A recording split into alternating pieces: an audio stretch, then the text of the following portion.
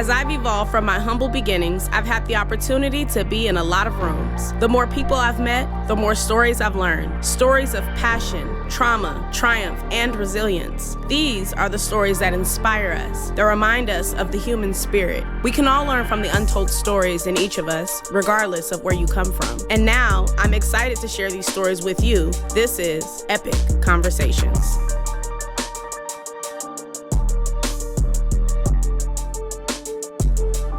Hi everyone, if you haven't taken a seat already, Alex, you want to take a seat? That's kind of my thing, I always pick on one person. But anyway, thank you so much for being here and welcome to all of our guests from Pivotal. My name is Tim Chu, I head up legal and HR at Harmonic, and it's a true honor and a real pleasure to be hosting this event and to be utilizing our cafe space for a really good cause and a really good purpose. Harmonic has been around for a long time. We're a very international company, and we've always, over the years, engaged in the communities where we work and where we live.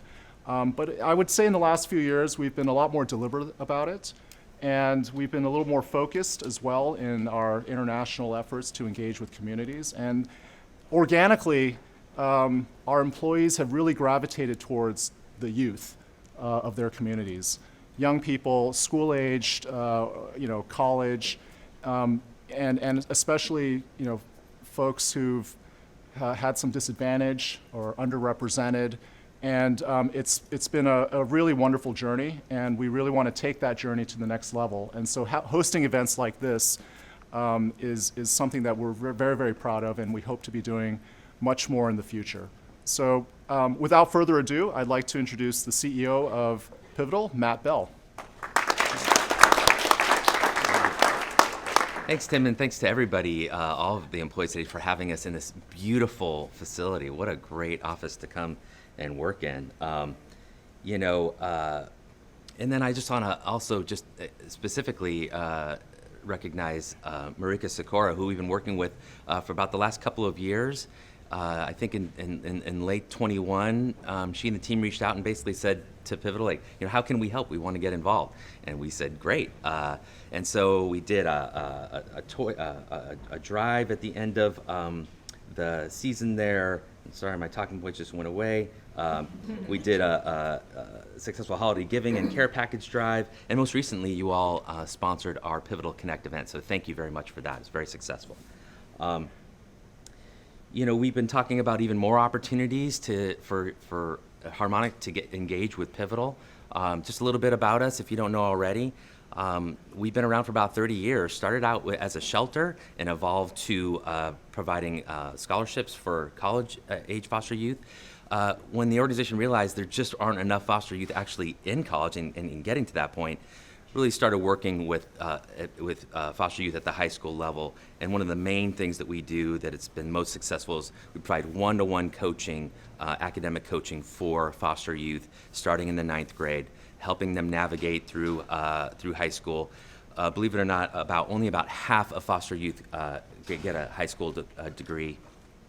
And then even more concerning, only about 4% nationally are getting a bachelor's degree. So when they're in the Pivotal program with the one-to-one coaching, with the scholarships and the internship opportunities that we provide, as well as a lot of other enrichment services, our scholars, as we call them, are having much more success, nearly 80% high school graduation, and many times that national average of achieving a bachelor's degree. And we have a great example of that here today when we start the podcast. So that's just very high level about Pivotal. We have a table in the back with a lot of information. Please stop by there, get some information, sign up for our newsletter. And there are a lot of other Pivotal staff here today. If you're from Pivotal, maybe stand up or just wave, let everybody know. I'm happy to chat with you more about what we do. But the main reason I'm here today is to introduce Delrisha White to you. So Del is a former foster youth herself, and to say that she's overcome a lot of obstacles in her life and exceeded kind of expectations of foster youth would just be the understatement of the century. She graduated from high school here in San Jose, attended Bennett College, one of the oldest historically black and college and university HBCU here in America, an all-female college, where she got a degree in journalism. She went from there to get a master's in education from Harvard. Since that time, Del has been just an incredibly inspiring storyteller, social impact leader, and now is the host of her own podcast, which you're going to see today. She'll be interviewing Lupe Diaz.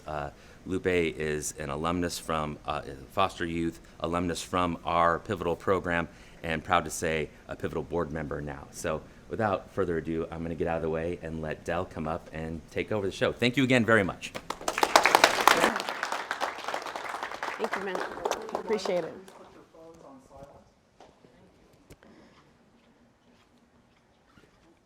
Hello, everybody. Thanks for being here. I feel kind of low, so apologies. My name is Delrisha. I'm super excited to be here with you all today. And again, I just want to extend thanks to Pivotal and also the team here at Harmonic for this incredible partnership. Just to give you a little bit of context on what we're even doing here, y'all are like, what's going on? It looks interesting. I started a podcast called EPEC Conversations. EPEC stands for Everyday People, Extraordinary Circumstances. And we're talking human stories of passion, trauma, triumph, and resilience. And part of why I started pursuing this as a project is because I've had the opportunity to live in a lot of different places. So I am from, my case, I was in foster care and emancipated after my first semester in college. So I graduated at 17, which technically meant I was still in care, even though I was going to school in North Carolina. But before that, I've had the opportunity to be, just by virtue of being a young person in foster care, in a lot of different homes. I've lived in black families, I've lived with Mexican families, I've lived with white families. I've had this aerial view of how people live, how cultures exist, how people engage with one another. I went to school in North Carolina, and then I got my first job as a teacher with Teach for America in Miami-Dade County in Florida. And then I came back to the Bay Area, and that is how I was first introduced to Pivotal. They were the Silicon Valley Children's Fund at the time, and my role essentially was to be a coach, an academic coach. I like to say personal professional development coach, because a lot of the work that they do at Pivotal is supporting young people academically, but there's a large part of that work that's actually like supporting young people through making life choices. And what we know about young people in care is they don't always have a trusted adult that can support them as they're navigating life, right? And so for many of us, we have parents or aunts or uncles or mentors who kind of help us through those, through the darkest days of our lives. And for foster youth, a lot of us don't have that kind of network. And I've had the opportunity to experience a lot. And through those experiences, I've learned so much from just people that I've met along the way.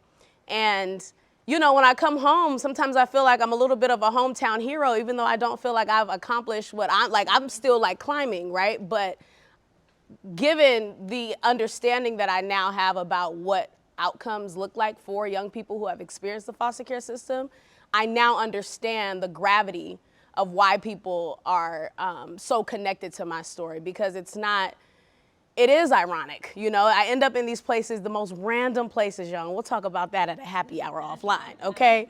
But I think a lot of that is due in part because I had the opportunity to leave early. Like I said, I was 17 when I left. A lot of young people don't get that opportunity. I was in an environment where I was nurtured. Bennett College, it was all women. I had the best teachers, the best professors there who really sewed into me. I grew as a woman there. I grew as a black woman in the world. And that's not an experience that a lot of foster youth, as we heard, less than 4% will have the opportunity to do. So I view a big part of this work, this storytelling piece, and really talking about the foster care system, particularly in this month. May is Foster Care Month, and it is simultaneously Mental Health Month as well. And those two systems coexist. They're not mutually exclusive. So I'm very happy to have our esteemed guest, Lupe, here. Lupe, if you can come and join us.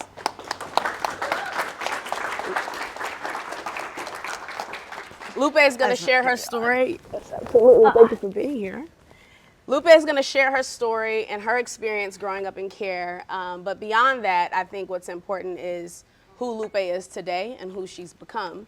And I like to think, I think we look at a lot of the statistics when it comes to young people in foster care, and just like the kind of the desperate places we end up because we don't have networks the way that our counterparts would.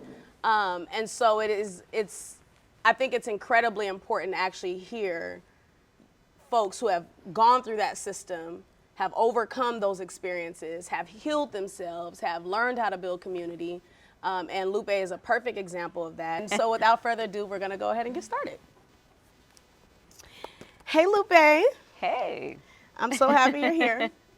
So before we get started, I want to know, what does this month, Foster Care Month, mean to you? That's a really good question. It is, a month that I've recently started celebrating, and also coexists with Mother's Day, right? In Mexico, Mother's Day is always May 10th. In the United States, I always forget, it's like the second Sunday, right? And I always think, so we have Mother's Day, we have Foster Care Awareness Month, and we have Mental Health Month. And oh boy, do all three of those coexist, right? So it's always a time of like reflection and just joy, Now, I mean, maybe if you would have asked me when I was, taking the bus 23 to get to Diaz, and I was sort of struggling to figure things out, it probably would have been something a little different. But I think today, I just have a sense of pride. I'm really happy. I'm really happy to have met you and to just be here. It's a little crazy. Yeah. And it's interesting because when the cameras are on, you like, oh my gosh, I'm somebody, right? So it's like, I think just having you here to kind of share your story is very powerful and very appreciated. So thank you again for being here. Thank you. Tell us about your family, how you grew up. Good question. So yes, my family, so I am Mexican.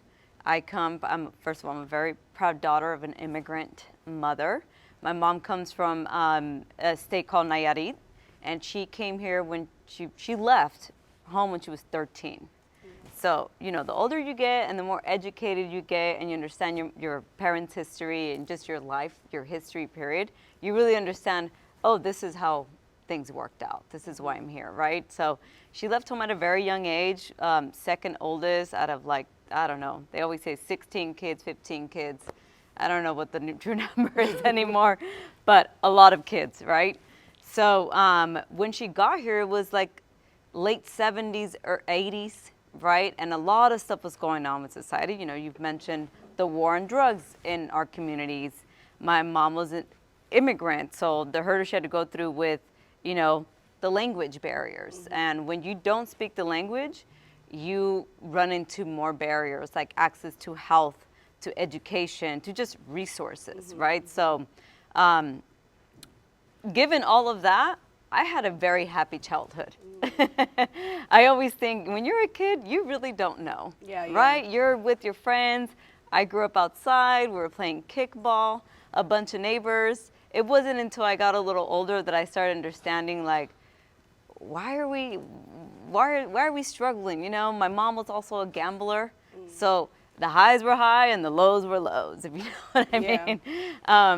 And, she would come up with, she would, win at bingo, and then we would just all go to Mexico, right? And we were just living the life. And then we would come back, and it was just starting all over again, So grew up in San Jose, like you said.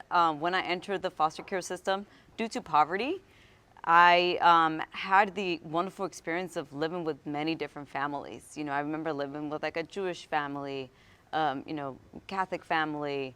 I was adopted by informally adopted by one of my best friends her dad is black and her mom is white from San Diego, black from like Texas, right? Who consider her father, the Chandlers. And, sorry, I'm touching the mic here, not so used to being mic'd up. Or sitting in jeans, I didn't think about that. But those experiences, they really shaped me, right? Moving around a lot, I got the opportunity to study abroad later on. Wait, before we get there. Yes. just how many people in here are familiar with the foster care system? Like, you've heard of it before? Okay, how many of you are still a little confused? Like, is it adoption? Is it, like, what does that look like? Okay, so so there are some hands that are still a little confused. So I want to just, for folks that don't know what foster care is, right? How would you describe foster care to somebody who has never heard of it before? I would describe foster care as a temporary placement while your parents get their, can we cuss? Yeah, girl, do you? While their parents get their shit together. That's really what it is. Yeah. Right? But it's changed a lot throughout the years, right? Some foster parents are going to say, hey, I can, foster someone long-term or short-term. Some of the cons are if you have a younger sister or siblings, you get lost. Mm-hmm. And you may never see them ever again. Yeah. There's lots of stories. So I sort of describe it. Yeah. I think I would probably, similarly, I think it's supposed to be more short term, but it's its own institution now, right? Mm-hmm. And, I know many people who were in short term placements that turned into years long placements that turned into now I'm aging out, now I'm homeless, right? Like, I know a lot of those stories too. Yeah. Absolutely. And how many people in here are foster youth or have experienced the foster care system before? Okay, so we have two. Can we clap it up for them? Yeah. I'm seeing some head nods. Y'all know what I'm talking about. Can you explain to us, because you talk about ending up in foster care, like poverty put you in foster care. Tell us what you mean by that. So, my mom being an immigrant mother and having her family in Mexico to take care of, I think all of that pressure, whatever money she would get here, it was all sent, right? And I think she was so busy figuring all of that out that home got a little crazy, right? So my biological father was, he was abusive, would manipulate my mother, like, threatened her financially with immigration status, everything. So it was just having that also machismo in the household that just kind of everything fell apart, right? So you have a single mother trying to take care of 6 daughters. It doesn't work, so, and just her immigration status, right? So she worked in the fields, she worked at the factory where they made like the canned tomatoes. Mm-hmm. Your mother's undocumented here? No longer. When so she was don't here, call anyone. Yes. When she got here, she was undocumented. Okay, so can you talk about what that experience is like, having a mother who's undocumented? When you're supposed to rely on your mom, right, to do everything here, but in this country, that presents a whole other set of challenges. So for somebody who doesn't know what the undocumented experience is, describe what that's like. So living in constant fear. I remember we would go to the flea market and they would say, like, immigration's here, la migra, right? So we would have to leave all the time. It was always just leaving places. And remember, back in the day, it was beepers, right? Pagers, or the public phones. There was, Twitter didn't exist where it's like, they're right here and we all leave in 3 seconds, right? That would have saved a lot of broken families there. But. Yeah. It was just you didn't know when you were young until you started getting older and you understood, what immigration was and how my life was, night and day just by being born here and the privilege that I had by being born here. Granted, being in foster care and all of that, but I always remember I have a complete different outcome being born here, being born in Silicon Valley, where Google is in our backyard. Right. So it's just not being able to rely on someone, and when things fell apart, there's really nothing she could do about it, That's what I was going to ask is, what do you think that fear did to your mom raising 6 kids? She did the best she could, obviously, right? And I think she made really smart decisions when it came, to raising us. I think she was able finally to just accept that we would be better somewhere else. And to tell it to a mother, that's probably deep. Very hard thing. She actually did that with my 2 oldest sisters. When they came, they were dealing with a lot of discrimination. They had a different father with the police, right? I mean, remember, this is like the war on drugs, right? So over police communities, but we already know that does nothing, right? And he didn't want to deal with that anymore. He said, why am I here? I have a better life in Mexico. But my mom didn't have that. She didn't come from a wealthy family, right? So she wasn't going to leave after coming here. Right. So he left, and then she decided to say, you know, like, you can take the girls. They'll be in a better school. They'll be, and I talk to my sisters, and they always say, like, we had an amazing childhood. You know, we had no idea until they were older. We'd come over and visit in the summers. You know, then we had a different father, and it just, you know, the mental health wasn't there. My parents were just unfit. You know. What do you remember the day you went into foster care? I do. I absolutely remember the day. I had actually called the cops on my father because he was just, you know, out of control. And I went over, I took the bus over to my friend's house the next day, and I called the cops from there, and she told me, like, you know, you understand this is going to change your life. But at that point, my sister was at the house. My mom was no longer living with us. She was actually living in a car. The gambling had gone out of control. But when I look back, I said, well, she had a mental breakdown. Obviously, who wouldn't with, you know, 6 daughters? And I was looking at my childhood pictures. I was crazy.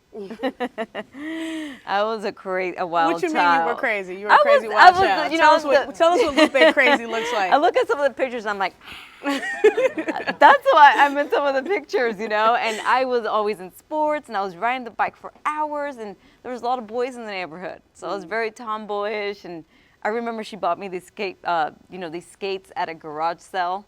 And I just started doing tricks, and she saw them, was like, she's gonna break something, because everybody was breaking something. You're bound to.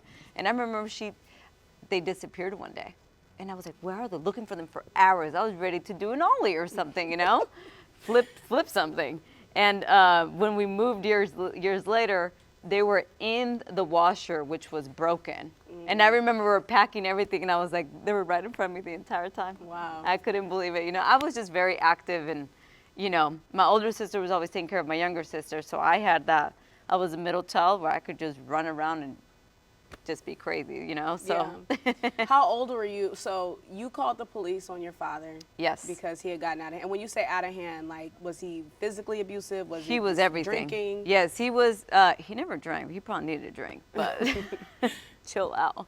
But no, he was just physically abusive. And when you are older and you see the mother that, even though maybe she was unfit, but she's still your mother, you know, and you do anything to defend this person. And I think that after just seeing it for so long, you start becoming disappointed, you know. So I was just sort of disappointed. And you were how old? I was 11. 11 years old. 11, but you know, child protectors used to come to our house when we were younger. You know, so they knew. Shout out to all the teachers who have the hardest job ever. Yeah, for real. Yeah. I think that's a really important thing to highlight, is the pressure that you had to take on as an 11-year-old, essentially parenting your parents. And because you didn't really have any authority, you were like, well, the best thing that I could do was actually call the police, right? And what was that process like after you made the call? Were you out of the house right away? Oh, yes. Yeah. Yes, I was out of the house, out of the way. Right away, they came, they picked us up. The cops came, picked us up, and then my mom came. She knew where I would be. It was always one of my best friends, Margarita, her house.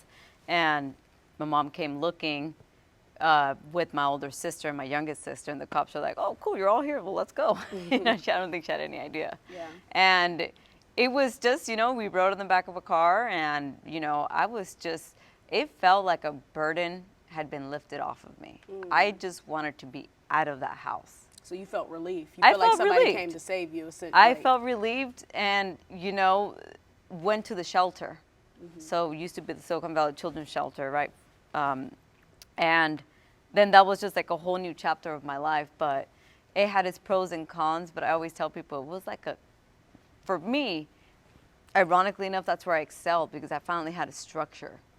I had dinner at a certain time, there was chores, there was counselors who were amazing, and, you know, I was able to stay in my own, my original high school.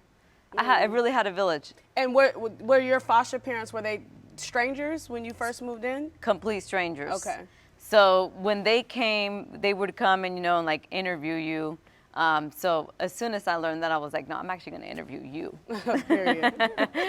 Let's talk about what you can bring to the table, So we would, they would come and like, you would do the whole interview and they would see if you were a fit, but little did they know I was taking notes. And it would just be in random places, like in Gilroy or Morgan Hill or up, somewhere in Alameda. And it was all over the place. And it was just like, no, my school, my life is here. I need to stick here.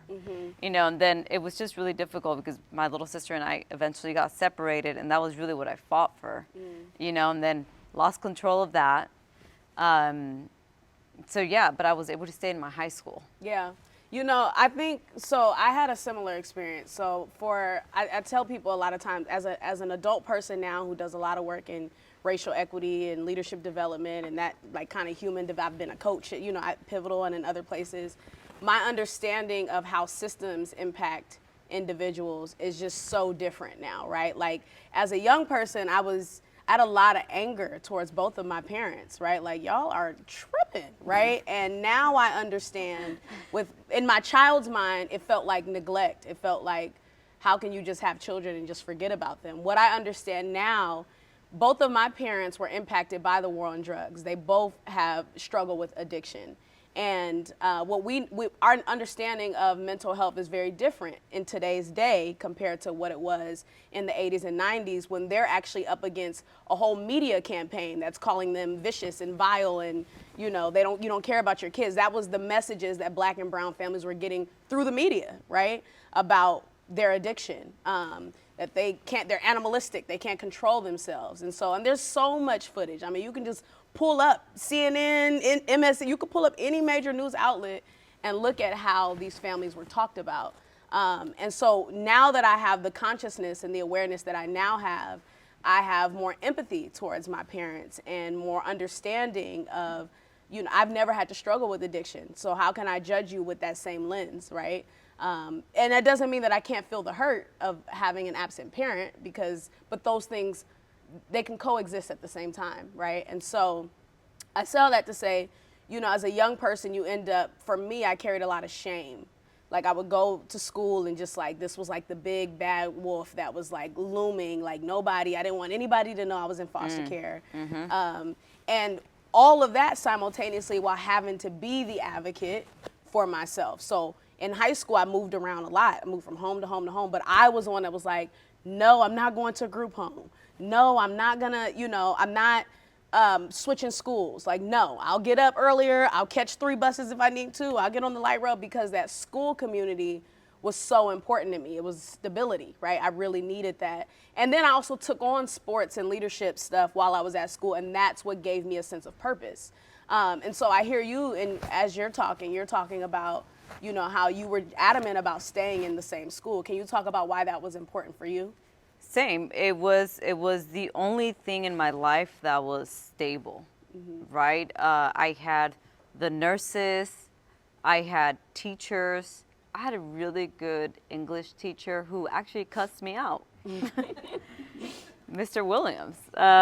Sent him a message on LinkedIn the other day and just said, thank you for being amazing, I remember it was a 7 a.m. class, and I was ashamed. I was embarrassed that I went to a very wealthy high school, to Lincoln High School, and people had no idea, right? So I would go on these white buses, and they would beep when they would back up, like beep, oh God, beep. And I was just like, drop me off 4 blocks away.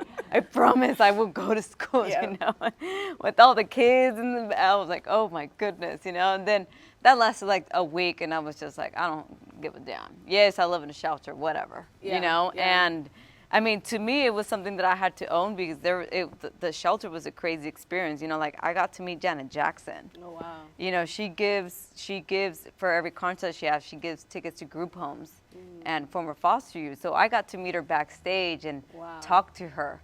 And then, it was these moments and these people that I've met, like, the people that would come on Christmas and volunteer and just, be there. And I'm like, I've never made cookies before, you know, so it was kind of, it was a crazy experience, but it was, you know, it had its beauty, its hidden beauty, but the school was just, you know, I think so many people felt bad for me, and they were just letting me ride. And I always say, I'm using the F card, you know, the foster care card, a little too much here, you know, getting away with everything, being late, everything. So one day I'm walking up the ramp to Mr. Maple's class, and we were reading, I think Lord of the Flies or something like that. And I come in and he just like cusses me out. He's like, you do not come late. Because he asked, he said, I sat down and he said, please tell us the chapter you were supposed to read last night. And of course I was reading it on the way there, right? And I was trying to BS and he caught me so quick. And he just said, get out of here. And then like I walk outside and then he comes outside and it's all these windows and he's just cussing me out. And I'm like, everybody's watching. Can we walk down? You know, but he just said, don't disrespect yourself. You need to read. You need to do the school work. I don't give a damn if you live in a shelter. And I was like, okay. And it set me straight, never late ever again.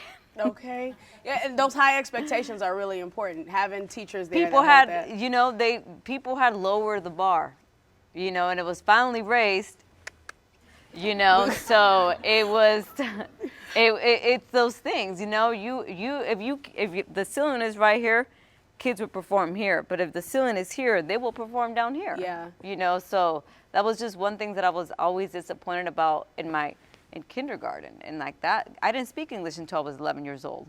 And it was just kind of like, And then you go into foster care, you're automatically placed in special ed.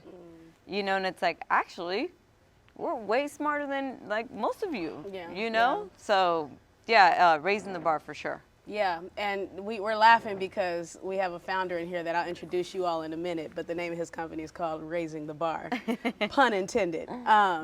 So tell us what you're doing today and before we invite, you know, Dontae up here, I want you to tell us what you're doing today and what were some of the levers, whether they're people that supported you or specific opportunity, organizations, what were some of the levers that helped to catapult you into self-sufficiency as an adult? Because I think, and I ask that question because, you know, I look around and I see a lot of peers who have emancipated out of the foster care system at 18 or now 21, and every state does not have an extended foster care. Like, historically, at 18, if you do not have a plan for whatever your life is going to be, on your 18th birthday, that's it.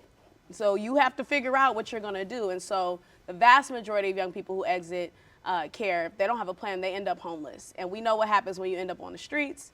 You're more than likely going to end up incarcerated. And so for a lot of people that are surviving, they end up doing a lot of heinous things that they shouldn't have to do, but they do it to survive. And so there's a very strong link between those who are incarcerated, the carceral system, and people who have experienced foster care. And so now in the state of California, and in a lot more states have it now, I'm not sure how many, you can opt into extended foster care until 21, where you'll continue to receive additional support, but it looks a little different than if you were like a minor in care, for example. And so a lot of folks have a very difficult time adjusting to adulthood. So some of the stumbles that we all experience, you know, as we come into adulthood, the gravity of the choices that we make are much higher, you know, and on top of that, you don't have the safety net. So for me, and it sounds like for you too, school was a part of that safety net. We had teachers, we had folks that kind of were cushion for us. A lot of people don't have that, and so they're like maladjusted in adulthood, right?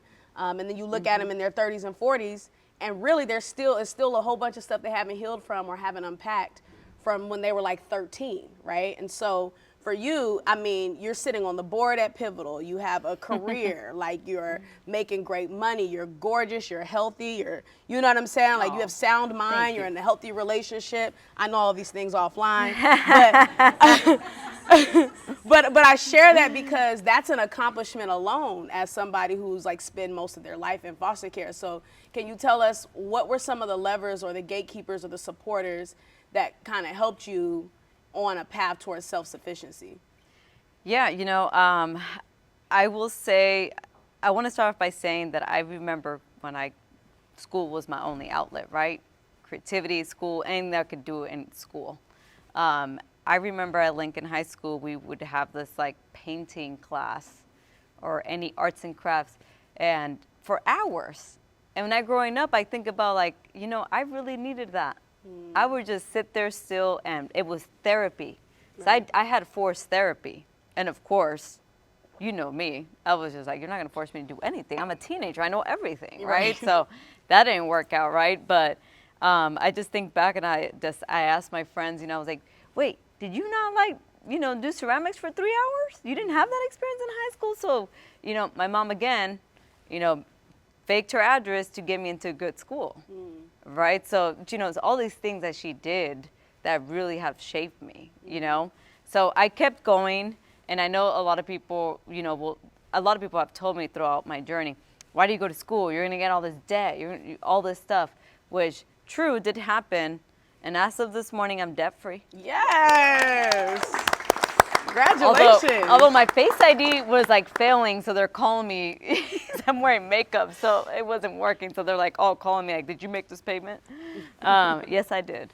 But anyways, I always tell, like, people had no idea that school was really my ticket out of poverty, my ticket out of a situation. I was able to study abroad. After that, I moved to Madrid for 3 years. I've met some of the most wonderful people. One of them was in the audience, Yvonne. And I was able to, be in diverse situations, and, being in Madrid, it wasn't so hard for me, right? Because I had already moved around so much, right? And I laugh. I have my other best friend who I met through foster care, through Pivotal, Geneva. She lives in Paris now, and when you're far, sometimes you just cry. You can't believe you're in these beautiful places you used to read about in the history books, right? Yeah. And I always say, like, girl, I'd rather cry in Paris than cry in San Jose. Okay. So go for it. I know that's right. But it was really, organizations, teachers, obviously Pivotal. Priya's in the audience. She interviewed me when I was like 18. Shout out to Priya. Can we clap it up for Priya? Priya, raise your hand so they know who you are. Go ahead, raise your hand. I know you're real shy. Listen, Priya, because what you're talking about is so important. Like, I have this idea for a book. Y'all are getting this first, but I'm gonna write it eventually. But it's gonna be called The Guardians Who Raised Me, and it's really gonna focus on the adults. Like you're talking about, all these organizations, these people that essentially shaped you, right? Helped to make those. When I studied abroad, I also studied abroad in China, and I'd say the same thing. College was that ticket for me too. Had I not left, I don't know who I would have been today. I don't know. I'm sure I'd have been all right, but I don't know that I would have been who I am now. And I think I needed to leave, and I needed to leave young. But like all of the people in my life that have facilitated that. I agree. I think about Priya, and how you are an ally in this space. You don't just work for an organization that's doing that work, but you actively lead in your life, creating opportunity for people who have experienced foster care. And I'm so grateful to you for that. And just in general, like, it's important to have those teachers and have those adult figures. And foster care is one venue, but there are children who are separated from their families every day who never touch the foster care system. And a lot of them hang out downtown because they don't got nothing to do. Right. And so I think just that's so important, talking about, the importance of that mentorship and that coaching and that support from adults. Absolutely. I mean, there was times, and it's so funny because I would go there, to the offices and say, like, I lost my bus pass and I don't have $80 to buy a new one or what. And they're like, all right, let's get you a new one. And I was like, that's simple. Right. Wow. They're always like, for the first time in my life, things were really easy to solve. Which, like I always, I'm obsessed with finances, because I saw that as the root cause of so much instability in my life. Like, now if something happens, like, that's cool. I can go book a hotel. I have a year of savings, of my cost of living. Like, I've learned how to invest. I learned how to, just live the life that I really deserve. That's right. Because that's really what I want, and people may say, like, money doesn't, bring happiness. That's fake news. It actually does. If like, can bills pay themselves? Like, not really. So that makes me happy to have warm water, Right. But yeah, it's been amazing, people networking, right? And I've learned to just really use your story to empower you, and it's really inspiring, and I think I've learned, with Pivotal, would bring us to all these gala events and just speak to people in different spaces that I probably would have never been exposed to. So now I'm not afraid to be in the room. That's right. The self-sabotage thing kicks in sometimes, the imposter syndrome, but I'm always like, you know what, everyone's faking it, so we're just trying to get through the day. That's right. Right? But yeah, they've like followed me everywhere. I was living in Spain. I would like send, postcards, because they're my family. And someone reached out from Guardian Scholars, which is another nonprofit that helps foster youth navigate the university system, right? Which they connected me to. And I don't ever unsubscribe. I'm sorry if I have, but I don't unsubscribe from the emails, right? The newsletters.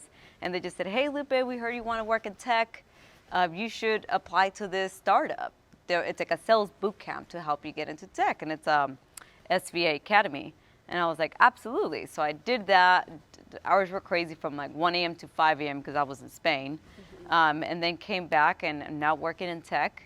And I'm an alliance manager. I work at a company called Pure Storage, which is not the public storage, but whatever, it's okay. Data storage. And being able to just still, all these skills that I've learned through growing up in the foster care system, they've gone right over. Isn't that right? crazy? The networking, the just to be nice, because it's so much fucking easier to get things done when you're nice, because I was that angry, bitter child, like, why are we broke? I remember one time I told my mom, I said, why are you paying with Monopoly money? I was so confused, but it was food stamps, and she was so embarrassed. She was like, shut up.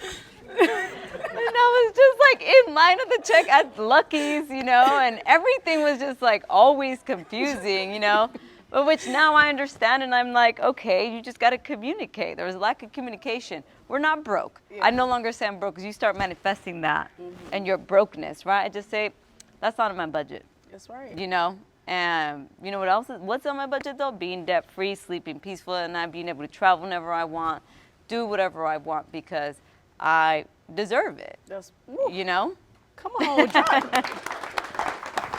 So before we transition to lunch, because we got some lunch ready for y'all, I want to introduce you all to add to this conversation another pivotal board member who has also experienced the foster care system and then took his story and built his own business where he's now giving back to foster youth and emancipated foster folks, young people in the foster care system right here in this community. So if we can go ahead and give a warm welcome to Dontae Lartigue, the founder of Razing the Bar.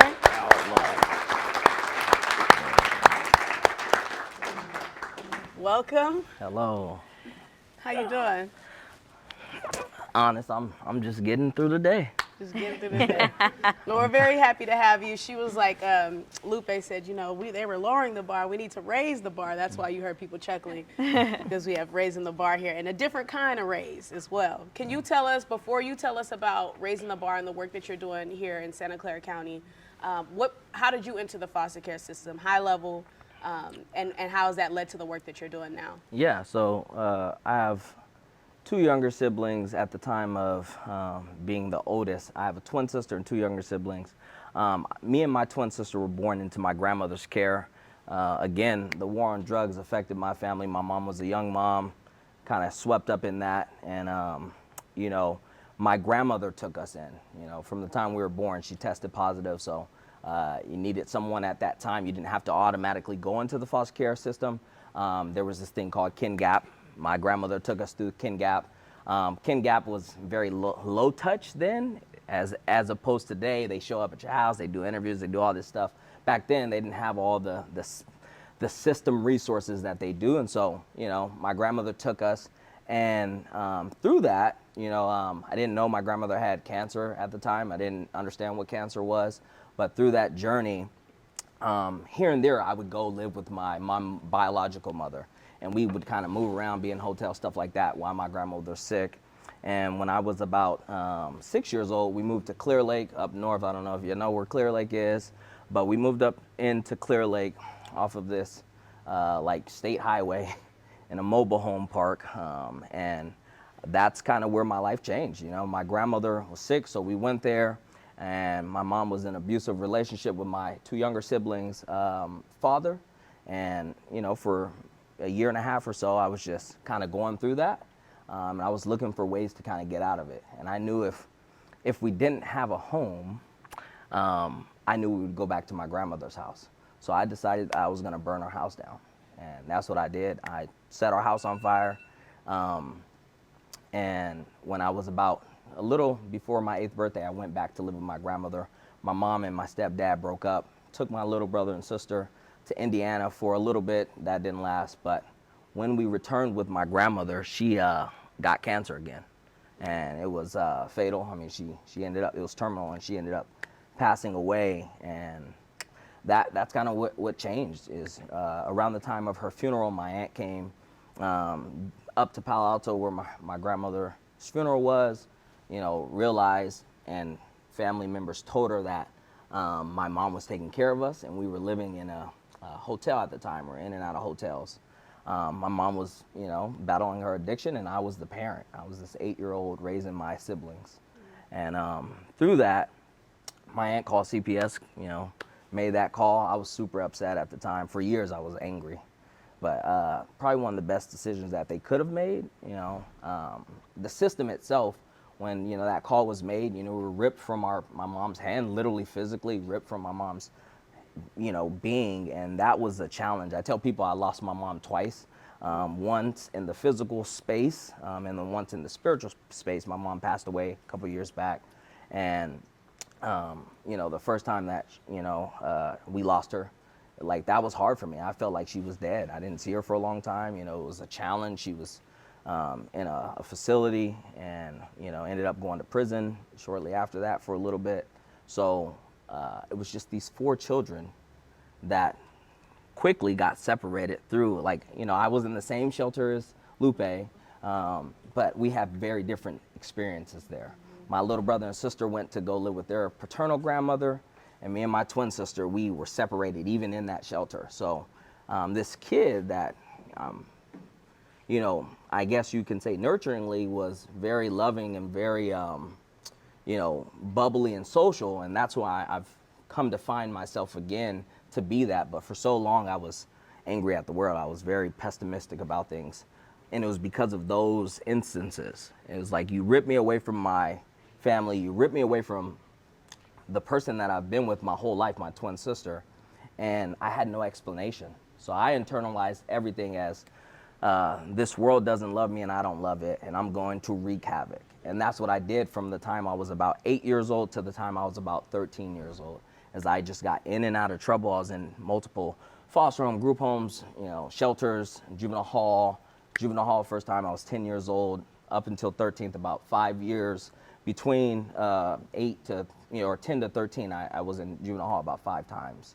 And it was just because I was mad at the world. And no one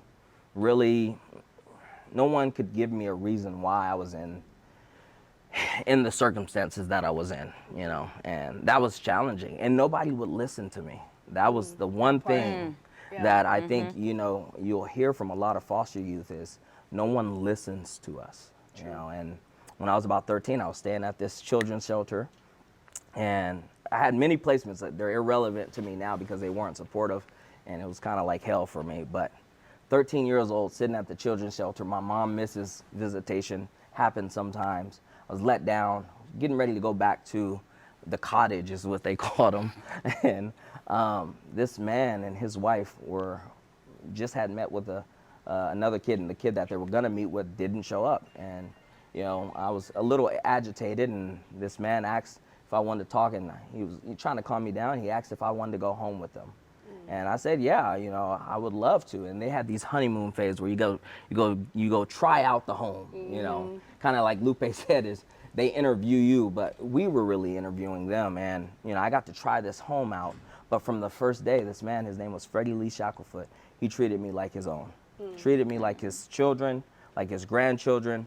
And it was foreign. That was very foreign. I didn't understand that type of love because I hadn't seen it in so long. And yeah, whew. Yeah. All right, yeah, but he was a phenomenal man. And he got me to where I'm at today. And the reason why is he taught me two things. You get to choose how you see things, perspective, and you have to make choices. You got to live with those choices. Try to make the right choices, right? And he ended up getting cancer.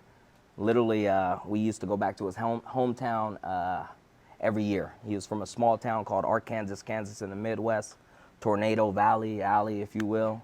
And small town, quaint town. I can live anywhere, but I would love to live in a small town because of this man and how much he was able to give to young people like me. I was their first foster youth, but by the time I graduated high school, there was about 30 of us that had went through their home, right? Wow. And me and his wife didn't have the best relationship. That's a whole nother story. But they opened up their home for me, and he became something that I needed at a time where I was spiraling. You know, and if I didn't meet that man, I know myself, I probably would have ended up in prison or dead. Yeah. I know myself. And it's taken a lot for me to kind of challenge myself to grow, right? But it was a man like him. And, you know, I graduated high school. About a month later, we were getting ready to do our annual trip back home. And we took him in, and they found stage 4 cancer, you know, and they said, you got about 30 days to live. This man, he loved Christmas. He fought until December 28th. Wow. So he got December 8th is his birthday, December 25th, favorite holiday, got through it. The 28th of December, I was supposed to take him to a dentist appointment. He came in my room and said, Don, stay in bed. I said, no, Papa, I'm gonna take you.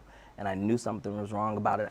2 hours later, I got a call that he had died at the dentist. You know, and they tried to bring him back to life, took him, you know, did all this stuff.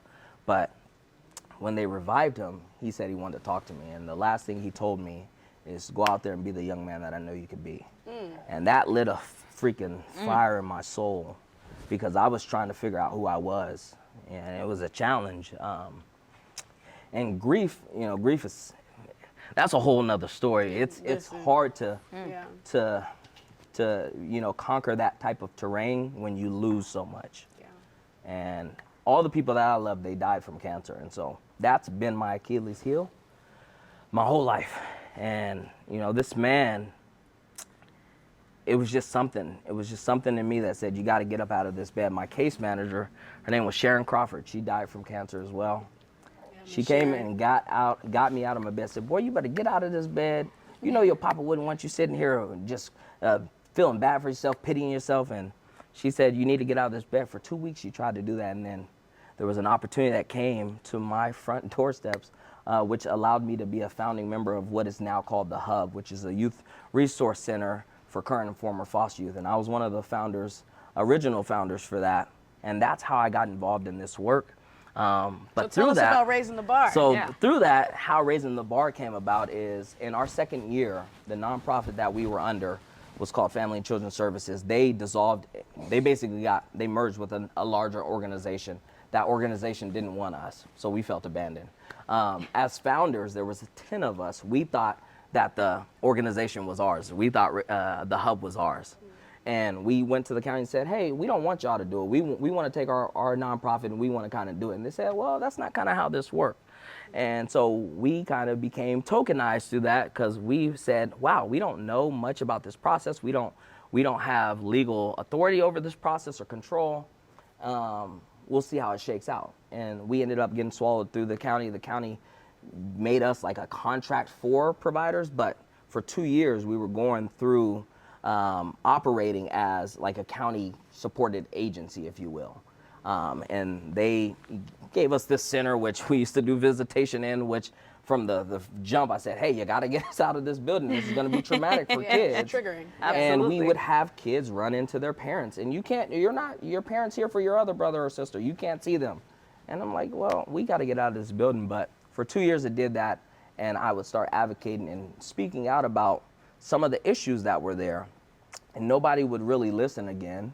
And I became a commissioner for the Joint Foster Youth Task Force that was headed by Supervisor Chavez, Dr. Marianne Dewan. And through that, we got this high-level overview of how the system was ran, what kind of money we spent on the system directly for foster youth, to a tune of about $480 million in 2017. And that was just through DFCS, you know, the county's education department, mental health, behavioral health, all these different service providers, housing, and we had some of the most dismal outcomes. So, I was just telling, this board, this commission, we need to reduce caseloads. We need to get social workers and case managers smaller caseloads. At the time, at 2018, it was 40 to 60 young people per caseload, and said, we're not investing in these young people as we would our own.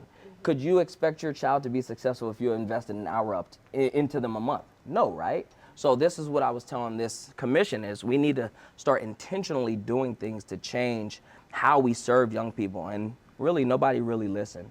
And so I decided I'm going to start my own nonprofit. It was going to be intentional. It was going to be about relationships, building relationships for success is kind of like our slogan.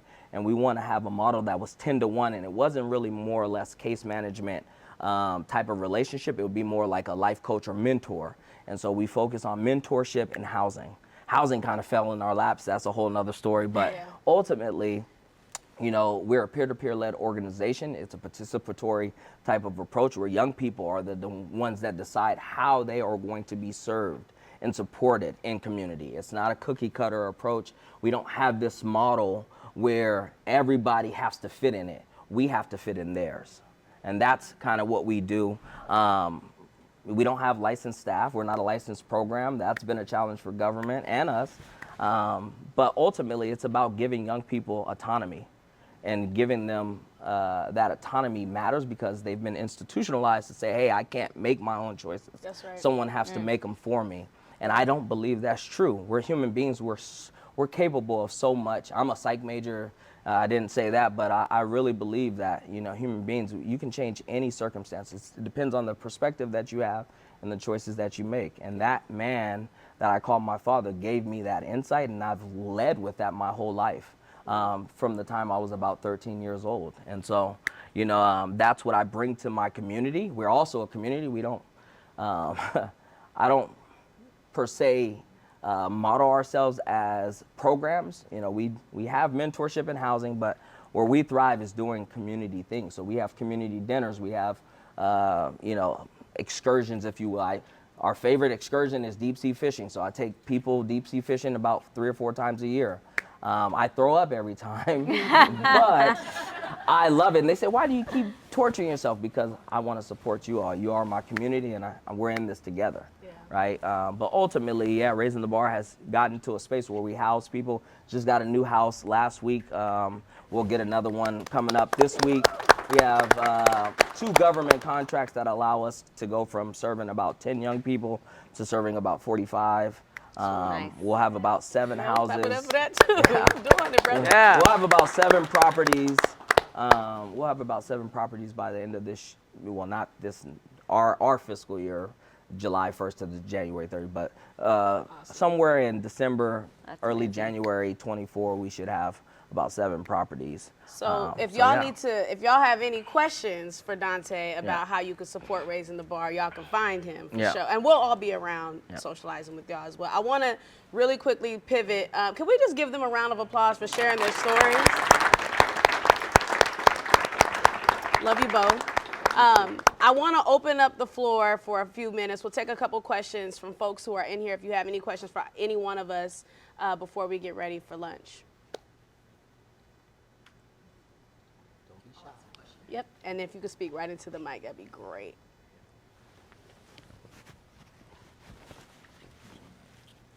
Lupe, I've heard you talk a lot about finances many times, and that is your thing.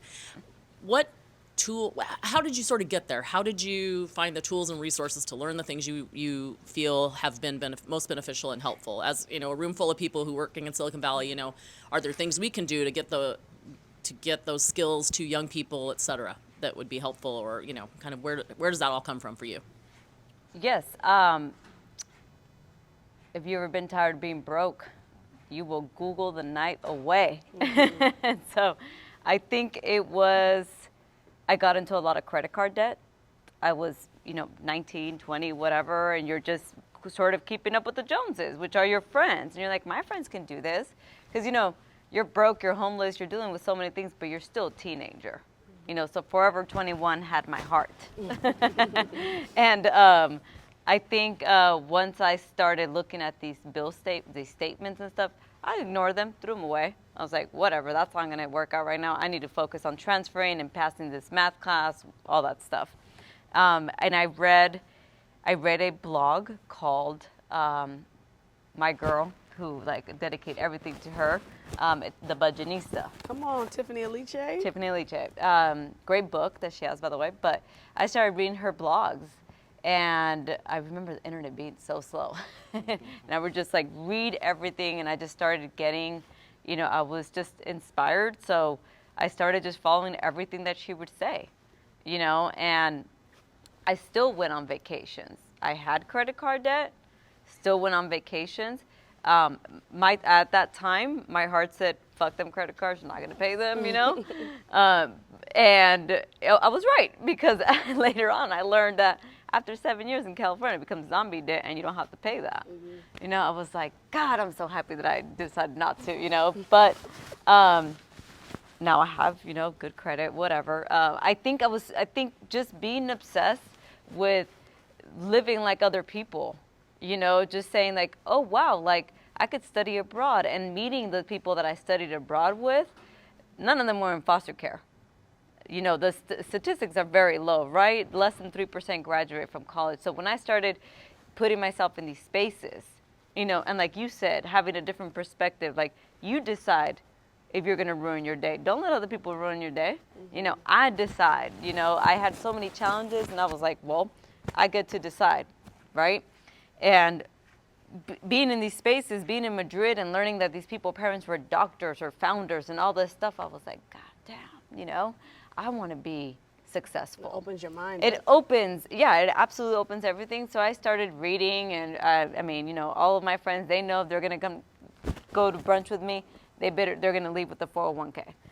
Like they're going to learn what that is, and they better, So I have high expectations for my friends as well, because a lot of us come from a community that are people of color, and we weren't taught these things, right? To, live below your means, invest a little bit, put some in your retirement account, don't have revolving debt, right? Credit card debt, like that's, you kind of like, I fell into all of those traps, so been there, done all of it, but I think it was just reading in that blog that really changed my life. Yeah.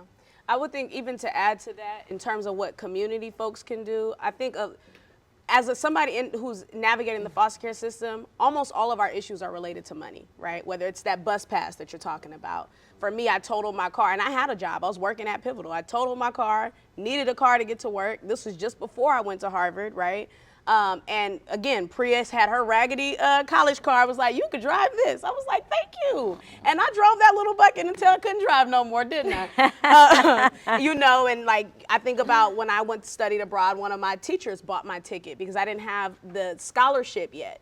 And I got ready to pay her back when I got the scholarship. She was like, just keep it. Shout out to Terry Furton, who's been another amazing mentor. And so I think there are ways that you could step in to support kind of those immediate things for folks in the community. But then bigger picture, one of the things that I'm realizing now, having learned about money and understanding money and business, and I know Dontae is very much into finance as well. As an entrepreneur and as somebody who creates things a lot, I have learned how to build relationships with people. I know how to raise money. I know how to do all these things. What is not taught to foster youth is how to generate their own income. So there are a million programs on how to manage money. But if they can't conceptualize how to make their own money, it's kind of null and void, because a lot of these young people who are coming out of the system aren't qualified for the jobs that you're telling them to earn money with anyways, right? Like it's kind of a counterintuitive thing. I built a business in the middle of the pandemic, writing a single article that people were interested in. And it started off as like a little thing here or there. When I was working at Pivotal, I couldn't see myself working for myself. I was finding every other reason why that wasn't a possibility for me. But it's a real possibility for everybody in here. It's a real possibility for everybody in foster care. So connecting them with folks who are business leaders, who are entrepreneurs, who are creatives and are actually actualizing their dreams. A lot of young people have dreams they don't know how to actualize. So if you give them the tools and the learning on how to build something sustainable and actually make money on it and build an internet presence, you can also do the other stuff, the money management, simultaneously. But if they don't have that income coming in, they have their own skills, stories, gifts that they can leverage to generate their own income. So I would add that. And then, yep, go ahead. And we'll take one more question, and I swear we're going to lunch. And what I would just add is, like, from an organization standpoint, we partner. Like I don't like to do any, I tell everyone out there are enough resources for young people in foster care to thrive. They just don't have access to it, right? And so one of the things that I thrive on is showing them how to get access, right? And one of the ways we do that is partnering, right? So Excite Credit Union is one of our partners. What we do in our community dinners, which is informal, is we let young people kind of lead the way. And so we end up talking about politics, money, all types of things. And when money comes up, they say, well, how do I make my money grow? Well, you can invest in an index fund. You can do this, you can do that. You can do a self-directed IRA. Guess what? We also have a partnership with Excite Credit Union. We're one of their community partners. Let's get you over there, talk to a financial advisor just to do something simple like start a self-secure credit card.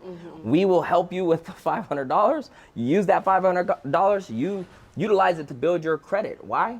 All you got to do is learn about credit utilization. They say, well, what's credit utilization? Well, it's how much credit you use at any given time. I would tell you, the banks will tell you to use 20% or so. I say use no more than 10%, and you'll see that your credit will start to skyrocket. In 1 year, I didn't have a credit card. I told my wife is right here in the crowd, Catherine Lartigue, raise your hand.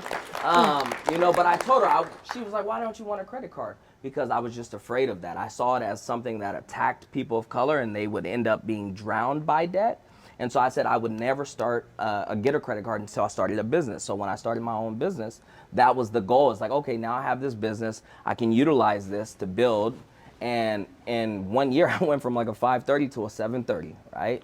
Quickly. Why? Just credit utilization. And so teaching young people that, and then teaching them how to get their money to work for itself. I have a young man, I'll just say this, that works in hospitality at Facebook.